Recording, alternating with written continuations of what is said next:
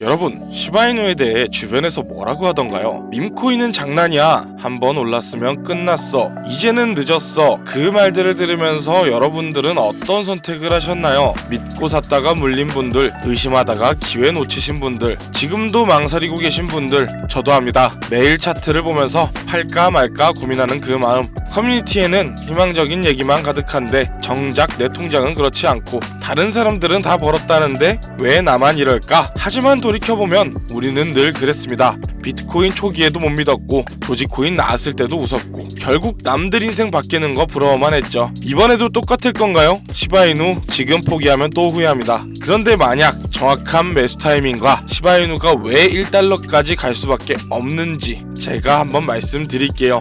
이제는 우리가 흔히 밈코인 그리고 아직도 단순히 장난 취급받는 이 시바이누라는 코인에 대해 왜 주목해야 하는지, 그리고 특히나 40대, 50대, 60대 투자자분들이 왜 이 코인을 눈여겨봐야 하는지, 그리고 트럼프와 연준이 왜 시바이누를 주시할 수밖에 없고 그 영향이 시바이누를 어떻게 바꿀지에 대해 아주 쉽게 설명해 드리겠습니다. 여러분, 현재 사회 살아가시기 어떤가요? 은행 이자는 3%, 부동산 금리의 압박, 물가는 연평균 2에서 7%가량 상승하고 성장이 더뎌지는 고물가, 저성장 시대에 살고 있습니다. 현재는 우량주로 취급받는 삼성전자도 놓쳤고 애플도 놓치고 닷컴 버블도 놓쳤습니다. 그럼 도지나 시바이누의 급등 시기에는 어떠셨나요? 많이들 놓쳤고 많이들 슬퍼하셨습니다. 그래서 우리는 늘 새로운 기회를 찾았고 바로 지금 시바이누가 어떤 기술적 정량적 지표에 의해 왜 반등 가능성이 있는지, 그리고 트럼프와 연준이 왜 관심을 가질 수밖에 없고 그 관심이 어떤 효과를 가져올지 얘기해보도록 하겠습니다.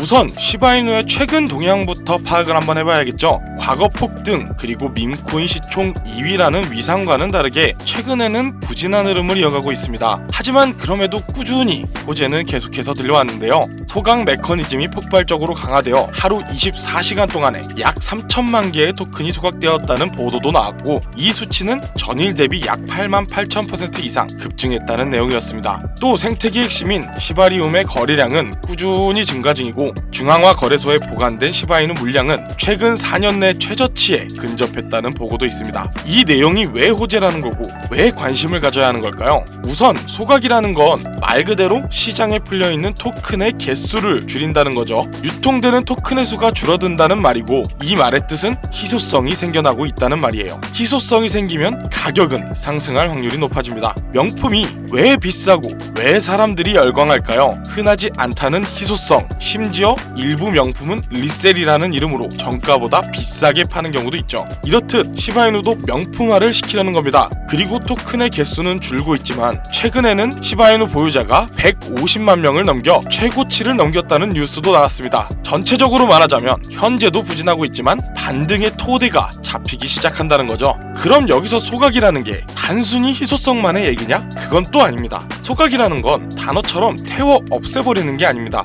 이미 발행된 토큰을 아무도 열지도 보지도 못하는 지갑 속에 담아버리는 것이죠. 이 소각 프로젝트는 생각보다 오래전에 도입되었으며 현재 410쪽 이상의 토큰이 소각된 것으로 보이는데요. 특히나 시바이누 생태계의 핵심 인프라 역할을 하는 시바리움의 거래 수수료의 일정 비율이 시바이누를 구매해 소각하는 방식으로 연계되어 있고 거래 수수료의 70%가 소각용 비용이라는 분석도 나왔습니다. 하지만 이건 단순한 변수일 뿐 무조건적으로 가격이 오른다는 보장은 없습니다. 수요 공급 외에도 기술적 측면의 상승 가능성이 있는데 현재 핵심 지지선을 형성하고 있는 구간입니다. 이러한 전망은 공급 축소, 생태계 활성화, 기술적 구조가 맞물릴 시 가능하다는 가정을 기반으로 해 왜 트럼프와 연준이 시바이누에 관심을 가질 수밖에 없는지 조금 더 넓은 시야에서 경제, 정치, 금융 매크로 관점에서 연결해 보도록 하겠습니다. 트럼프 대통령과 트럼프 계열 정치권은 아무래도 대중과 대중문화, 소셜미디어 기반 움직임을 굉장히 잘 활용하는데요. 특히나 커뮤니티의 힘이 기반인 시바이누와 같은 밈코인의 특성과 굉장히 비슷하죠. 따라서 대중의 관심 미디어에 조명을 받기 쉬운데요. 또한 트럼프는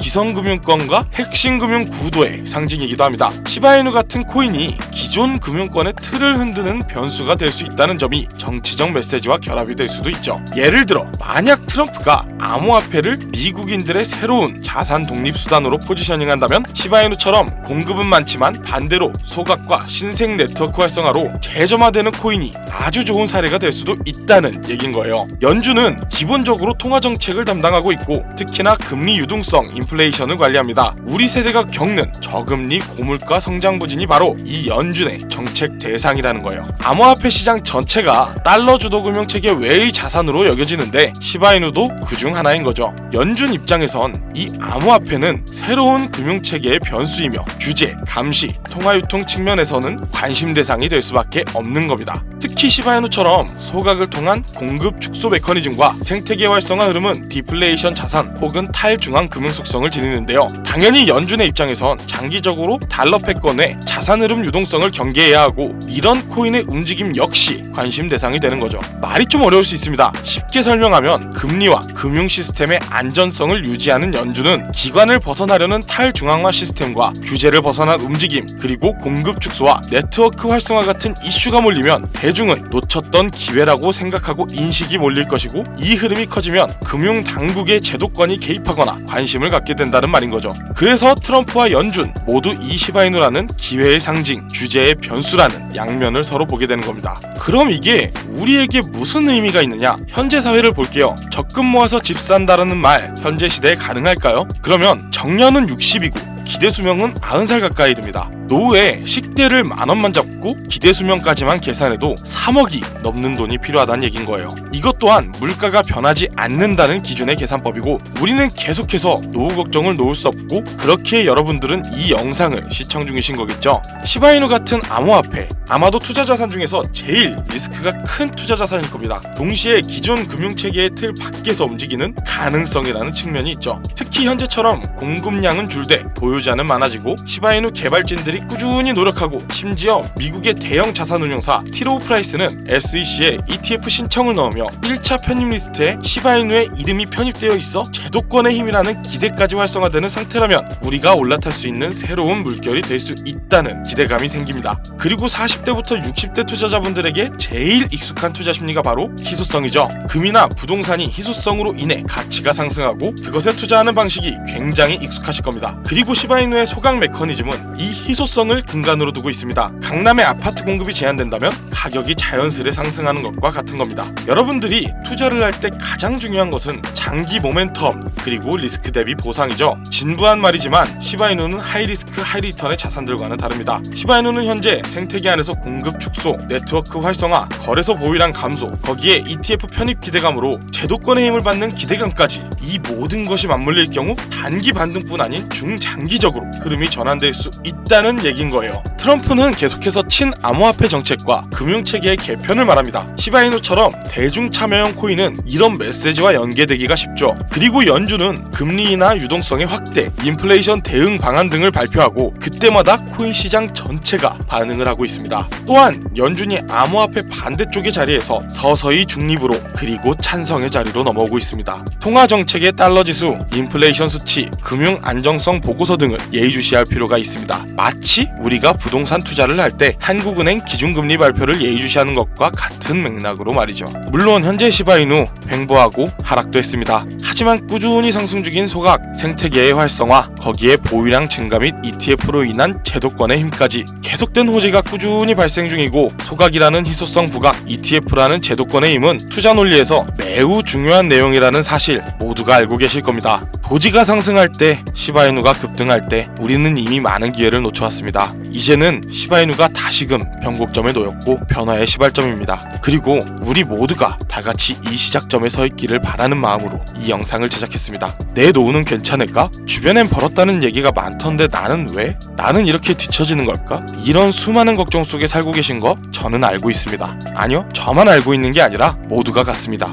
매일매일 열심히 살지만 통장 잔고는 그대로고 물가는 매년 상승하는데 내 수입은 그 상승률에 발맞춰 걷지 못하고 있는 현실. 노후 준비, 자식들을 다 키워놨으나 이제 나를 챙길 여력은 없는 이 현실. 지금 이대로면 변화하지 않을 것이라는 사실 다들 아시지 않나요? 25년 1월 트럼프가 미국 대통령으로 복귀했고 그 영향을 받은 코인들은 따로 있습니다. 트럼프랑 코인이 무슨 상관이 있냐고요? 트럼프 일가는 직접 코인을 제작까지 할 정도로 진심입니다. 그에 따라 트럼프는 암호화폐에 대한 규제도 완화시키고 친암호화폐 정책도 많이 내놓고 있습니다. 그리고 암호화폐 사업을 유지하며 어마어마한 수익을 벌어들이고 있는데요. 코인 시총 53위에 트럼프가 존재합니다. 그리고 심지어 트럼프 일가가 만든 월드 리버티 파이낸셜의 코인은 시총 33위입니다. 그리고 거기서 발생한 USD 원 스테이블 코인까지. 그럼 트럼프는 이 세 가지의 코인만 신경 쓰고 투자할까요? 아닙니다. 훨씬 많은 코인들이 존재하고 이 코인들은 하루에 90%의 상승, 일주일간 최대 600%의 급등까지 하는 코인들도 있습니다. 40대부터 60대 여러분, 지금까지의 경험 다들 존재할 거라 믿습니다. 20대, 30대 젊은 투자자들을 보면 이런 코인이 다 오른 후 충동적으로 들어가 고점에 물리는 걸 정말 많이 봤습니다. 하지만 여러분은 다르잖아요. 평생을 살면서 배운 판단력, 신중함, 끈기, 그게 바로 투자 성공의 덕목입니다. 저는 이렇게 시장을 반복하여 돌려보고 현재 미국과 트럼프 연준까지 시장에 대한 관계성을 검토하고 정보를 구해냈습니다. 이런 정보 대중들은 모르고 있고 큰 유튜버들이나 방송 매체에서 다루지 않은 지금이 타이밍입니다. 영상 하단 설명란을 통해 신청 주시거나 제가 지금 화면에 띄워드릴 제 개인 번호 010-2731-9655 이 번호로 노후라고 두 글자만 문자로 보내주세요. 제가 미국과 트럼프, 연준과 시장의 관계성까지 정리해 심도 있게 고른 이 코인과 정보 그리고 예상 시나리오까지 여러분들께 무료로 안내해드립니다. 왜 영상이 아닌 이렇게 공개하냐고요? 저는 뜻이 맞는 사람들과 함께하고 싶습니다. 아무나, 모든 사람들 이런 관점이 아니라 지금 이 영상을 보고 있고 미래를 걱정하며 성공 의지가 있는 사람들과요. 문자 보내는데 10초 혹은 신청하는데 1분입니다. 저희 같이 이 금융시장을 살아나가고 싶습니다. 나중에 해야지 생각하면 이 영상, 이 코인 아마 잊혀질 겁니다. 시간이 흐른 후 제가 다시금 이 정보, 이 코인을 얘기하며 얼만큼 상승했는지 보여드리면 그때야 기억을 되짚고 후회하실 겁니다. 지금까지 김우석이었고 긴 영상 시청해주셔서 감사합니다.